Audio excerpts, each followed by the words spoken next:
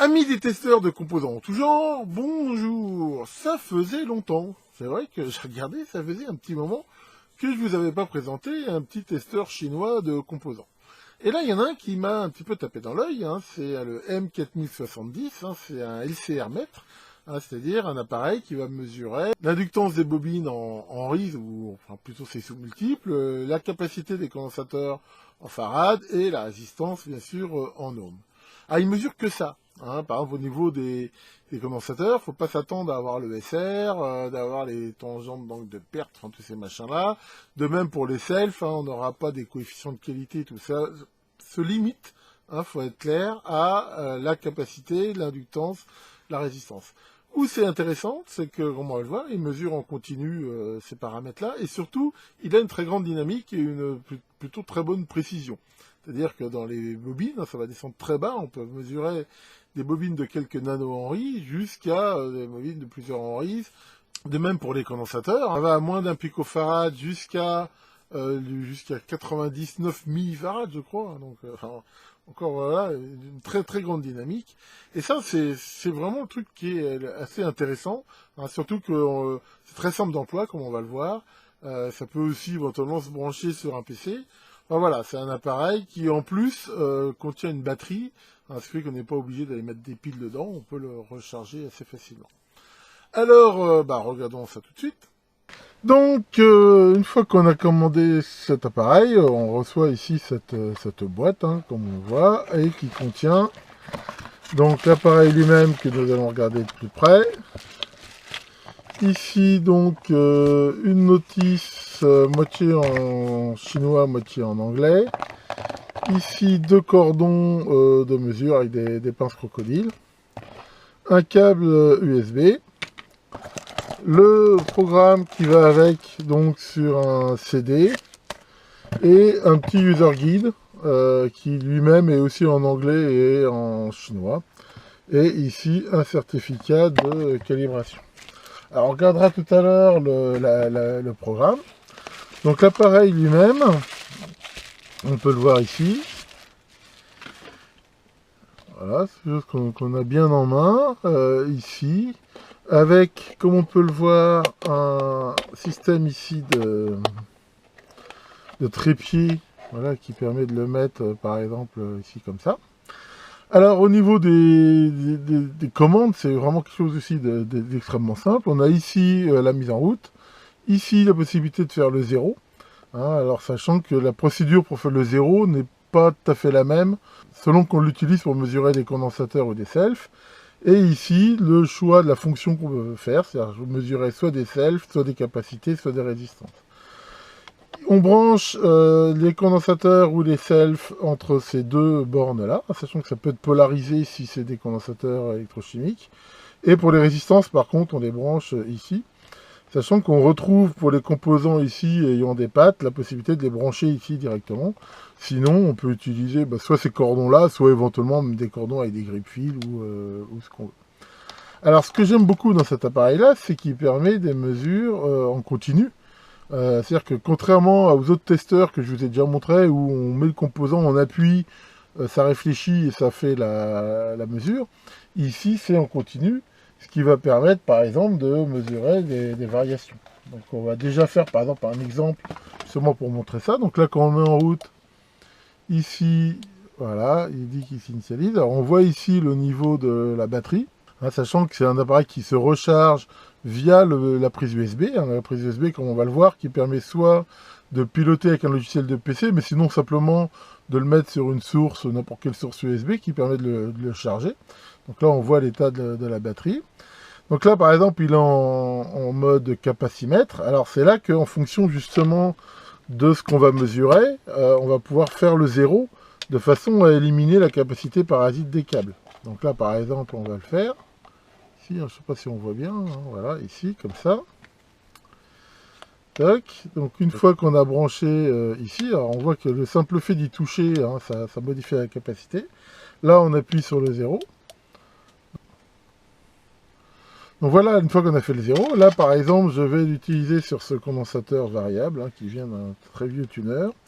Donc je vais le brancher ici, voilà. Et là, on voit très bien tout de suite la variation. C'est-à-dire que là, on voit qu'au minimum, la capacité est de 15,66 picofarad. Et ici, voilà, au fur et à mesure que je règle, au maximum, par exemple, voilà, j'ai 368 et des picofarad.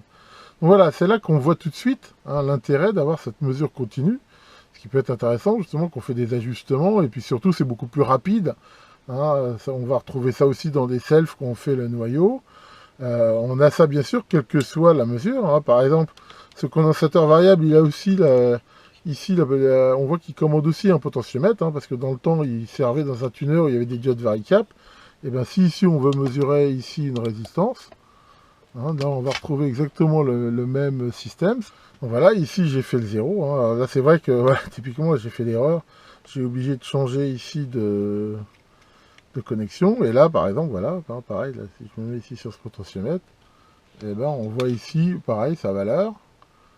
Et on voit que pareil, elle varie très bien quand je le vois. Donc ça va permettre facilement par exemple de tester des potentiomètres, voir la position, des choses comme ça. Et on retrouve le même système ici pour mesurer des selfs.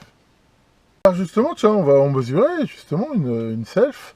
L'avantage, c'est qu'il descend très très bas au niveau de la précision, ce qui va permettre de mesurer aussi des selfs très basses, comme par exemple cette self ici de radio, voire des selfs AR. Donc là, pour mesurer les selfs, pareil, on appuie ici de façon à mesurer les inducteurs, et on court-circuite et on fait aussi le 0, ici comme on peut le voir. Et voilà, donc là, j'ai fait le 0, et par exemple, pour mesurer une self, c'est ça qui est intéressant, c'est complètement, on va dire, en continu, et c'est complètement auto-range. Il n'y a pas de gamme, je veux dire, il se débrouille automatiquement pour trouver la meilleure gamme. Et voilà, là, on voit que ça fait 415 nanohenries, ici, pour cette petite self là. Donc voilà, bon, je vais pas... je veux dire, perdre du temps à vous montrer toutes les mesures. Mais enfin, j'ai fait des mesures avec les meilleurs condensateurs que j'ai, les meilleures résistances que j'ai. J'ai des résistances étalons qui sont à 0,01%. Et sur toutes les mesures que j'ai faites, il était tout à fait dans ses spécifications. Si vous regardez sur la fiche du produit les précisions qu'il donne, je veux dire, il tient ses promesses. Donc ça, on ne peut pas espérer mieux que ça. Par exemple, tiens là, on va mesurer ici un condensateur. Voilà, ici. Alors, on voit que si jamais on oublie de faire le 0, de toute façon, l'erreur, elle est quand même pas énorme. Donc, à la limite, si on se fout d'avoir une petite erreur comme ça, c'est pas forcément très grave. Là, par exemple, je vais mesurer un condensateur, a priori, qui fait dans les 10 microfarads. D'avoir une erreur de 0,94 picofarad dessus, je m'en fous un petit peu. Donc voilà, on n'est pas forcément obligé de le faire. Tout dépend de la précision qu'on veut. Et voilà, ça c'est pareil, c'est un condensateur qui est très bon. On voit qu'ici, il trouve bien ici 10 microfarads. Ici. Alors bien sûr, je vais juste le montrer juste pour terminer ici. Quand on veut mesurer donc des composants ici avec des pattes, là pour le coup, on peut tout directement les mettre. Par exemple, là, si je mesurais ici une self, on va mettre directement ici la self, voilà, dans le connecteur là, et on lit directement la valeur, voilà, 10 millihenries. Et on voit que c'est bien une self ici de 10 millihenries. Donc voilà, c'est vraiment un appareil, enfin, je veux dire, très simple d'emploi. Moi, honnêtement, donc comme je peux le dire, il est tout à fait dans ses specs. Et pour l'instant, voilà, je le trouve vraiment pratique. Alors par contre, il est un petit peu gros. Bon, enfin bon, d'un autre côté, comme ça, on ne le perd pas. Alors ce qu'on va regarder maintenant, justement, c'est le soft qui est livré avec et comment il fonctionne avec. Ce qu'il y a sur le CD livré avec, en fait, il y a deux choses, assez bizarrement d'ailleurs, parce qu'il y a un répertoire et il y a le même répertoire zippé. Je vois pas tellement l'intérêt. Mais enfin bon. Toujours est-il que dans ce répertoire, on va avoir l'équivalent en fait du petit manuel imprimé ici en anglais. Il y a une doc en chinois, donc je pourrais pas vous dire ce qu'il y a dessus. Et il y a aussi, bien sûr, l'installeur de ce soft, le driver. Mais sachant qu'on va le voir, enfin souvent le driver pas besoin de l'installer parce que c'est le driver standard là de conversion USB port série. Et il y a aussi donc un driver éventuellement aussi pour National Instruments pour ceux qui utilisent cette suite. Donc toujours est-il que une fois qu'on a démarré ici le programme, il faut par contre, c'est pas automatique, il faut choisir le port.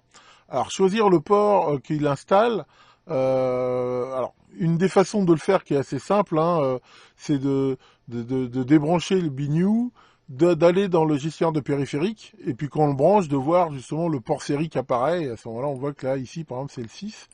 Donc voilà, on choisit le port, ici, on fait connect.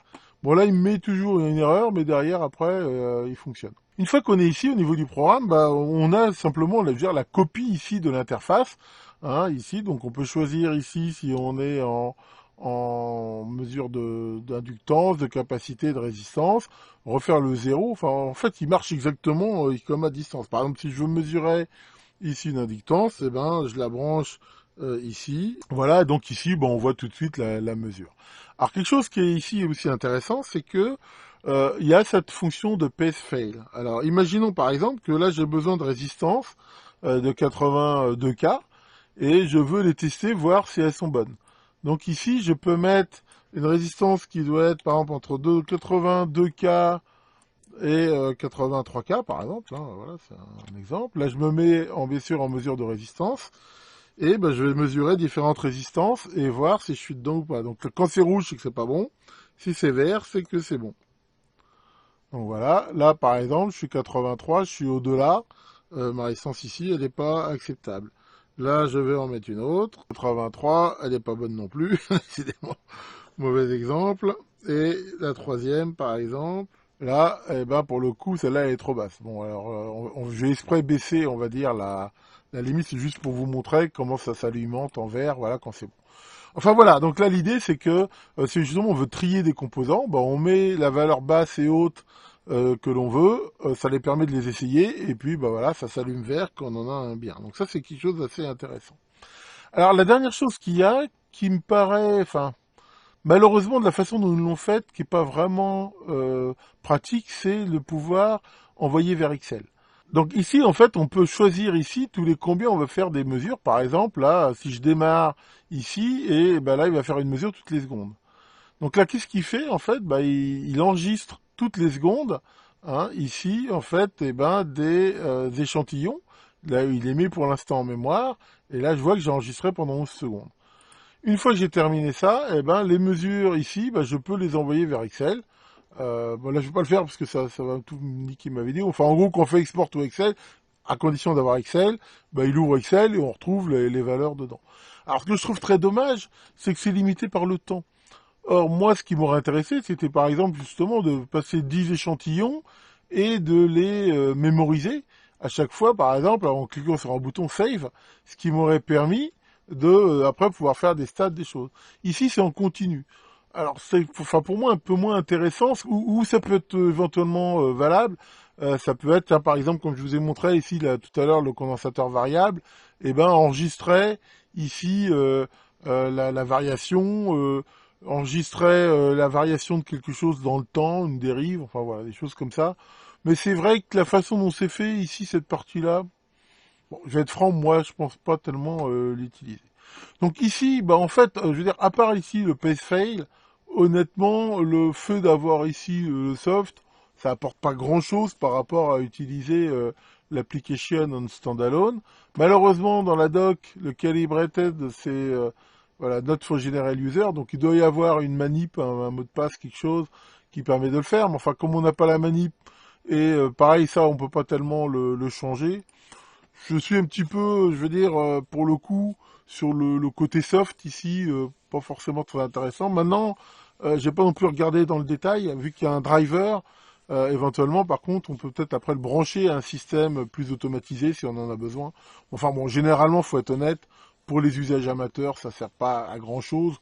Donc je dirais ici le côté soft de ce truc-là, c'est pas, je dirais, c'est la merde d'exister, mais enfin, pour moi, c'est pas l'élément le plus important ici de cet appareil. Donc voilà pour la présentation de cet appareil. Donc comme on peut le voir, personnellement, je le trouve plutôt sympathique. Hein. En même temps, enfin, il répond rapidement, il est dans ses specs, hein, donc il va permettre quand même de faire très facilement des mesures. Voilà, il en fait pas plus, mais ce qu'il fait, il le fait bien. Et pour ça, c'est plutôt bien. J'insiste sur quelque chose qui est très important, d'ailleurs, il le marque dessus, vous l'avez peut-être vu, c'est que quand on mesure des condensateurs, de bien vérifier qu'ils sont déchargés. C'est la plus grande cause de mortalité de ce genre de truc. Hein, un autre testeur que je vous ai déjà montré, le TC1, hein, il y a des tas de gens qui flinguent. Pourquoi? Bah voilà, on prend un condensateur, surtout des condensateurs électrochimiques, donc qui possèdent beaucoup d'énergie, et bah voilà, hein, c'est chargé avec éventuellement même 50-60 volts, et là ça les bousille instantanément. Alors sur un testeur comme ça, on pourrait se dire, tiens, bah, pourquoi on met pas un petit TVS de protection, un truc comme ça? Le problème c'est que les TVS, ils ont des capacités parasites assez importantes, et ça fausserait les mesures, surtout que celui-là, comme on le voit, il descend très très bas. Donc ça, voilà, faut y faire attention. Éventuellement, enfin c'est marqué dessus, mais il faut y penser. C'est un réflexe. Avant de mesurer des condensateurs, eh ben, on les décharge. Je vous avais même montré un petit déchargeur de condensateur pour le faire. Donc ça, c'est vraiment quelque chose d'important. Sinon, on voit en effet, hein, ça c'est la partie en soft. Encore une fois, je vois pas trop l'utilité. Alors, dire, j'attire sur votre attention sur un truc. Faites quand même gaffe, hein, dans les softs chinois qui sont donnés comme ça. Ça fait quand même plusieurs fois que j'en vois dans lequel il y a des malwares ou enfin des trucs pas très nets. Alors, je suis même pas sûr qu'ils s'en rendent compte. Malheureusement, la sécurité informatique chez les Chinois, c'est pas vraiment leur truc. Et je crois que des fois, ils copient, ils collent des composants, des machins. Je vois pas trop ce qu'il y a dedans. Et ça fait quand même plusieurs fois là où je vois quand on télécharge des softs ou même quand on les installe comme ça, bah, je vous conseille quand même de les scanner avant avec un antivirus et de faire quand même un petit peu attention à pas installer n'importe quoi sur vos ordinateurs. Donc voilà, comme d'hab, je mettrai un lien dans la vidéo pour ce truc. Alors sinon, je profite de cette vidéo pour vous donner à tous un grand merci, dans la mesure où je viens de dépasser les 20 000 abonnés sur ma chaîne YouTube. Et voilà, je veux dire, ça fait plaisir en fait de voir que je fais pas tout ça pour rien. Et voilà, un grand merci à vous, parce que je veux dire, si j'avais pas d'auditeurs, je pense que j'aurais arrêté depuis belle lurette. Je n'ai pas vocation, vu le temps que ça prend à faire des choses pour rien. Là, je suis quand même plutôt encouragé à continuer. C'est plus souvent, il y a plutôt des commentaires encourageants, des likes, la communauté Facebook et celle sur Discord aussi. Enfin voilà, ça montre quand même qu'il y a un certain intérêt. Et je crois que c'est vraiment ça le moteur. Hein, enfin, en ce qui me concerne, hein, moi, le but de ma chaîne, hein, c'est certainement pas de gagner de l'argent. Hein. D'ailleurs, pour ce que je gagne avec, si je voulais gagner de l'argent, je pense que je ferais autre chose. Mais c'est vraiment comme ça de partager cette passion que j'ai de l'électronique. Et donc, voilà, un grand merci à vous.